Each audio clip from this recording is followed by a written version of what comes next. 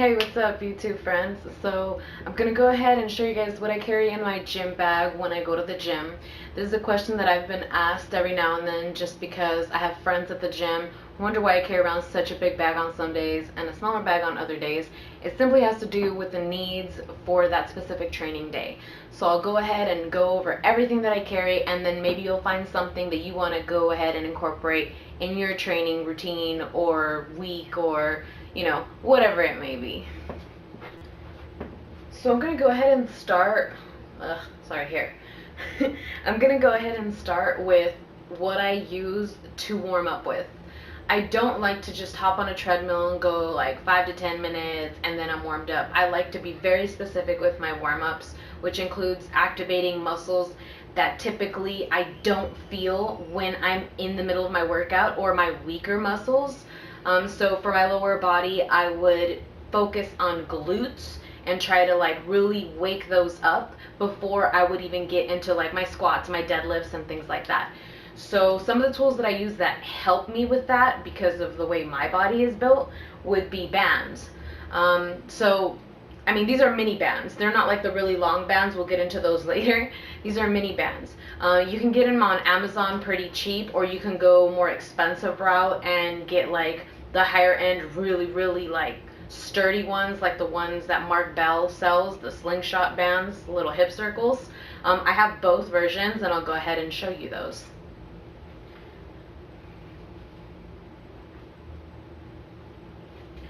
Okay, so these I got off of Amazon.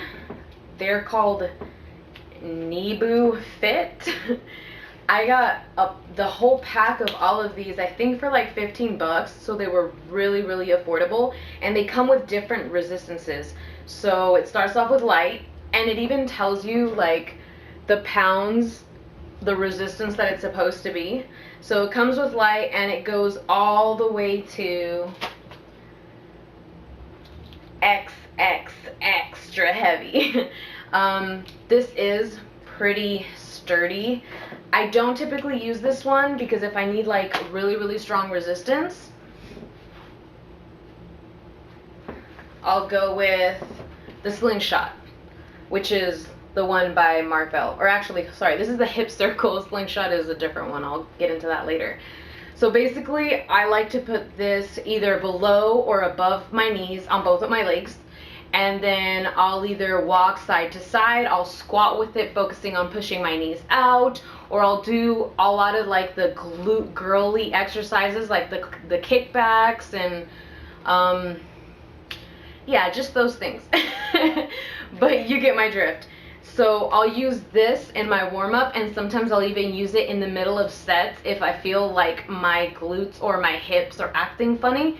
It's really a big deal for me. For the longest time, I could not, for the life of me, get my knees to just stay in line with my toes. They would always fall forward, or sorry, not fall forward, fall inwards on my squat, and is just horrible. So this has really helped my squat with that one problem, so I would recommend that. So those are the things that I use to warm up with, give or take, depending on the day. But for leg day, those are a staple 100% for sure. The other types of bands that I use and that I'll carry in my gym bag only when I'm doing my leg days are the bigger bands, and I'll show you those. So I have two different resistances. I have the red ones, I have two of each, and then I have the blue ones. And I'll use these to do banded squats and banded deadlifts, and sometimes even for the bench press. And honestly, I love training with bands. In the warm-up and with the barbell, it has given me so much more than just the straight weight was able to give me. There is nothing bad I can say about bands, not even a little bit. So I'll carry those with me depending on whether my program calls for it or not. So another staple would be my knee sleeves. These are Nordic Lifting. They make like little packages for lifters, and they sell them on Amazon. I don't know if they sell them anywhere else, but I get so many things from Amazon, so that's like my go-to place to shop. These were like the inexpensive ones. I want to upgrade eventually, but these do the trick for me. I don't really feel the necessity to upgrade knee sleeves just yet. And if I'm really, really trying to break like a record for myself, like a squat record for myself, and I want to like be all geared up, then I might go for my knee wraps instead of my sleeves, because I can actually adjust the tightness, and I'll carry those in my gym bag also. And those stay rolled up like this, but they are very long and they're stretchy. So you can like tighten them as tight as you want and really get that. Hey, stop playing.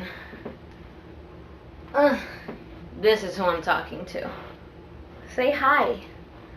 Hello. Oh, he's being shy. Oh, no, he wants to claw me. Ow, ow, that was my, oh.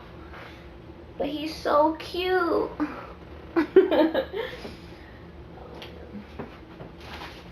Anyways, okay. So since we're talking about knee wraps, I guess up next we'll talk about chalk. I'll carry my own chalk because I don't really have very sweaty hands, but this helps so much, especially if you have calluses and you lose grip easily, or your hands are just beat up from doing deadlifts and pull-ups and all kinds of crazy stuff. So I always carry my chalk with me. Definitely a staple, and it helps a lot with a lot of the barbell movements if you do those in your routine, and you should. Okay, another thing I carry on leg day, and sometimes I'll use this as a warm-up, sometimes I use it as like a cool-down finisher movement, and these are ankle cuffs.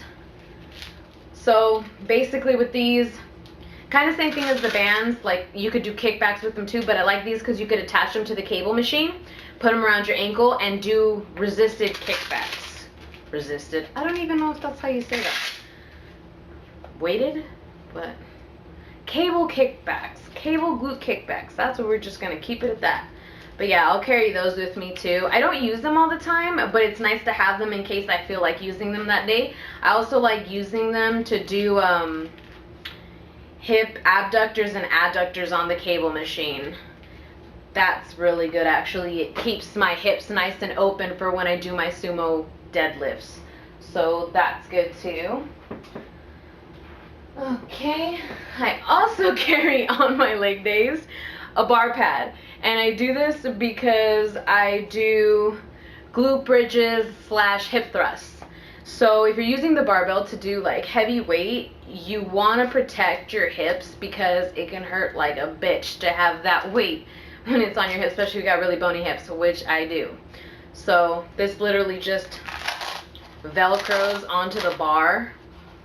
I mean, a lot of people use yoga mats, and that's cool. I like the bar. I feel like it has a little bit more cushion than a yoga mat. And this I also got off of Amazon. I don't think I paid more than 30 bucks for this. Maybe not even 20. I'm really not sure, but this is also a staple on my leg day. Of course. Let's see what else do I got. And this is the really cheap little ab wheel. I'll carry this around if I'm gonna hit abs. I don't hit abs a lot. I don't do like abs till failure, but I will do abs if my program calls for it for a certain amount of reps. I do like to hit the ab wheel every now and then because I feel like it's just really fucking hard. So it really helps like my overall core strength. Of course, the primary lifts like the squat, the deadlift, and the bench also help to build your stability, your core strength, and all that. But it's also nice to get in some direct ab work, just so, you know, we can get cut in the summer. I'm just kidding. Probably not going to look cut for a long time, but y'all get my drift. Hey, kitty. Okay, what else do I got? Foam roller. Now, I am not going to tell you that I foam roll every day or that I warm up with a foam roller, that I cool down with a foam roller, because I don't. I'm actually really bad with the foam roller, but I like to carry it around because it promotes me to use it. and it's really, really good for my back. Like, I love laying on this thing. I feel like it just helps me feel like I'm not so like tight and stiff.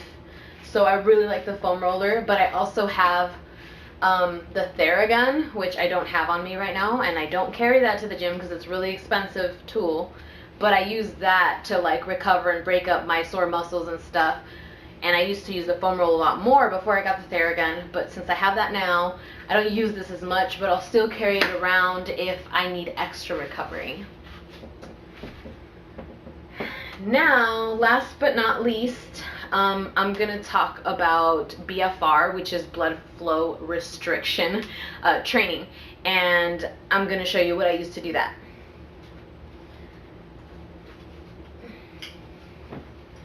So, I have two things.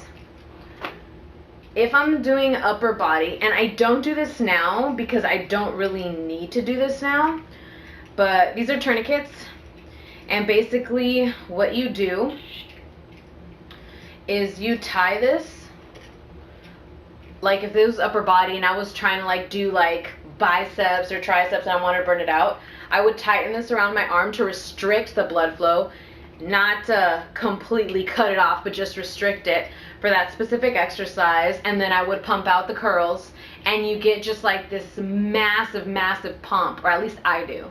And you would be using lighter weight than you would usually if you were not doing the blood flow restriction. And it's just good for recovery. Like if you've been injured and your injury doesn't allow you to lift heavy weights, another way to keep on your size or to keep recovering would be to use the tourniquets and use the blood flow restriction training. And then for your legs, those are obviously too small. So I actually got these bigger ones. This one's from Lifting Lab, also from Amazon. And these, you tighten them on, you wrap them around like the upper part of your leg, right by like your crotch area basically, and it's the same thing applies. So it's really good for people who are trying to grow.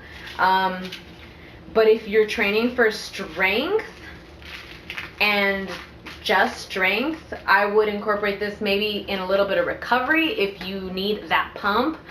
But in my training regimen right now, there's not really any room for blood flow restriction training, but I do like it, and I'm not gonna just never incorporate it again. I'm just not incorporating it right now. But I think it is actually very good to have in your training, especially like I said, if you're recovering from an injury and you still want to keep your, your size, or if you want to help yourself recover and you need blood flow in that area but you can't afford to lift heavy, those are actually really good too. And coming from somebody who's been injured quite a lot, not from lifting, well sometimes from lifting, but not really from lifting, that has really come in handy. So I would recommend 10 out of 10. I think that sums up what I carry in my bag as of right now. So yeah, I hope you guys enjoyed the video and learned maybe a couple things. But yeah, if you have any questions, let me know down below.